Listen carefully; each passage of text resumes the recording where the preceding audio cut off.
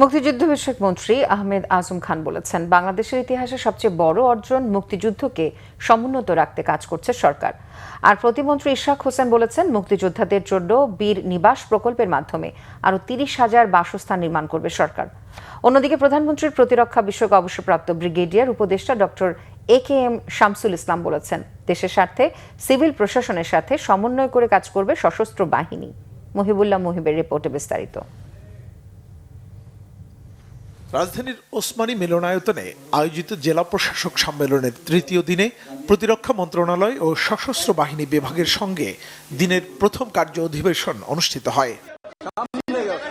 পরে গণমাধ্যমের সাথে কথা বলেন প্রধানমন্ত্রীর প্রতিরক্ষা বিষয়ক উপদেষ্টা অবসরপ্রাপ্ত brigadier general doctor AKM Shamsul Islam. তিনি বলেন, পেশাদারিত্ব ও দেশপ্রেমে উদ্বুদ্ধ হয়ে যাতে সেনাবাহিনীকে গঠন করা যায় সে বিষয়ে জেলা প্রশাসকদের ভূমিকা নিয়ে আলোচনা হয়েছে সম্মেলনে।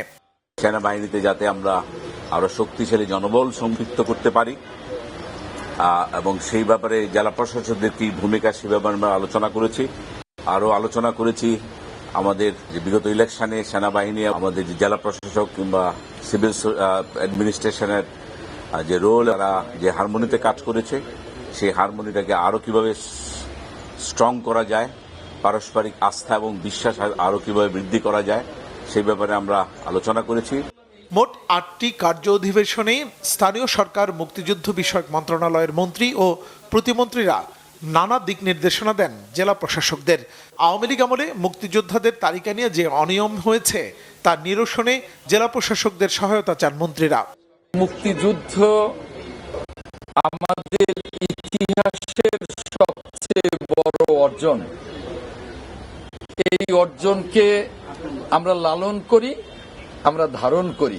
স্বাধীনতার ফসলকে মানুষের কাছে পৌঁছে দেওয়ার জন্য জাতির কাছে কাজ করেছি, এখনো কাজ করছি এবং আমাদের এই মুক্তিযুদ্ধ মন্ত্রণালয় এই মুক্তিযুদ্ধের সুফলকে জনসাধারণের কাছে, জাতির কাছে পৌঁছে দেওয়ার জন্য আমরা কাজ করছি। ফ্যাসিবাদী আওয়ামী সরকারের সময় কি হয়েছে সেটা তো আপনারা সকলেই জানেন। প্রত্যেকটা সেক্টরেই তারা করণ করেছে, দুর্নীতি করেছে, এই বিষয়গুলো তো ছিলই। নিয়ে তাদের প্রশ্ন ছিল, সেগুলার আমরা জবাব দিয়েছি।